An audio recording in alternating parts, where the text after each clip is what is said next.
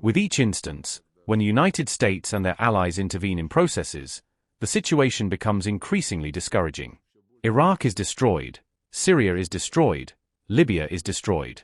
Regarding Libya, by the way, it's uncertain when it will be pieced back together. Now the same is happening with the Islamic Republic of Iran. Moreover, for the second time in a row, the attack on Iran, aggression begins in the midst of negotiations. Everyone is talking about this. And, of course, this cannot but raise questions about those negotiators, the United States, who led this political, diplomatic process.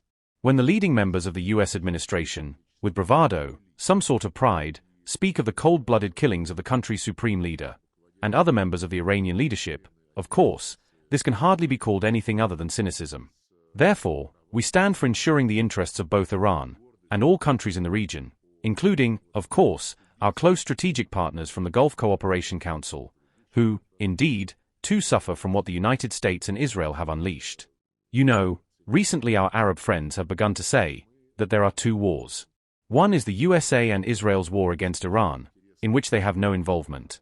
And the second war, unprovoked, as they say, is Iran's attack on various objects in the Arab monarchies of the Gulf. Well, I find it hard to agree with such logic, because the root cause is always the key to resolution, and the root cause, certainly, is the unprovoked aggression of the USA and Israel. President Putin and his press secretary Dmitry Peskov have already commented on the topic that is now being blown up in the media about Russia allegedly supplying intelligence data to Iran. And they stated that we indeed have very close relations with Iran, including an agreement on military technical cooperation. We have supplied specific military products to Iran, but we cannot agree with accusations that we are helping Iran by transferring intelligence data. You said, it's intelligence data on the locations of American bases. The coordinates of American military bases in the region are known to everyone. This is not hidden. It is open information. And that Iran attacks these military bases does not personally surprise me. We never initiate any actions to take something away from someone, and we never rejoice when wars, initiated by others, by other states, lead to changes in the world markets, resulting in rising prices for energy carriers and other goods that the Russian Federation exports. We will always, regardless of anything, trade, engage in economic relations with those interested in it. We see the interest of the United States, as they have stated, as they have official documents, or speeches by officials stating, that they will strive for dominance in the global energy markets. Venezuela is a direct example. They talked about the need to remove the regime of drug dealers. Ultimately, it ended with the United States taking control of Venezuela's oil industry. The same is happening with Iran. President Trump, essentially, said directly that he wants to control the Strait of Hormuz together with Iran, all hydrocarbon supplies passing through this strait. The Nord Streams, that Ukrainian saboteurs blew up with apparent support from Western intelligence services. No one condemned this act, neither France, nor Germany, which I consider simply disgraceful for a country like Germany, to swallow this subversive terrorist act against their core interests. And now the United States is saying that they want to take the Nord Streams for themselves. And if you look, sanctions were imposed against Russian companies Lukoil and Rosneft. Their entire overseas business is the target of hostile takeover attempts. So we are not using our actions on the international stage to try to extract illegal gains. We will always maintain relationships with partners who adhere to the same principle, unlike the European Union, which decided that it needs to terminate all contracts and other agreements with the Russian Federation out of sheer desire, as desired by both Paris and Berlin, and, of course, your friends in the Baltic states, and in Poland, which I cannot fail to mention. We cannot understand or support the position of those countries, forced to comply with these absolutely unlawful restrictions. When the United States, through either the Secretary of the Treasury or the Secretary of Energy, states, we graciously allowed the Russian Federation to sell its oil, which is already at sea, in tankers, it can enjoy our grace for a month. In fact, the tankers currently at sea and heading for their destination are continuing to sail as before, and there is no question of lifting the illegal sanctions. They do not exist for us, nor do they exist for our conscientious, reputable partners. You asked, what's the difference between the situation in Iran and in Ukraine? The difference is that the Islamic Republic of Iran has not violated any of its international obligations concerning the Iranian nuclear program, when it was signed in 2015 and approved by the Security Council. The program was dismantled by the United States, when in 2017, during President Trump's first term, they simply withdrew from this program, violating all of their obligations.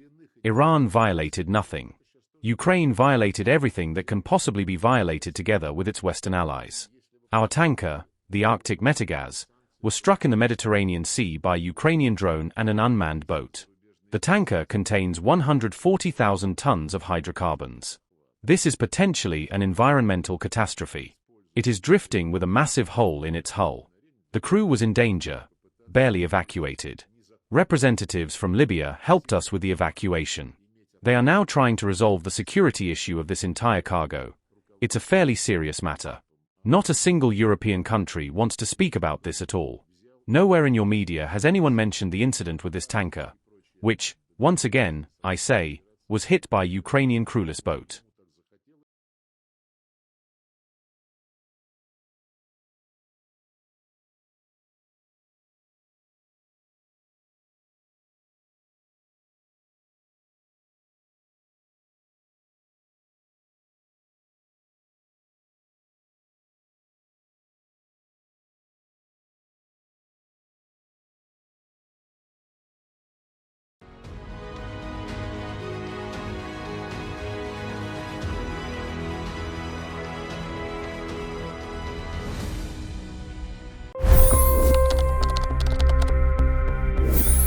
$25 crore गरीब गरीबी को परास्त करके बाहर निकले।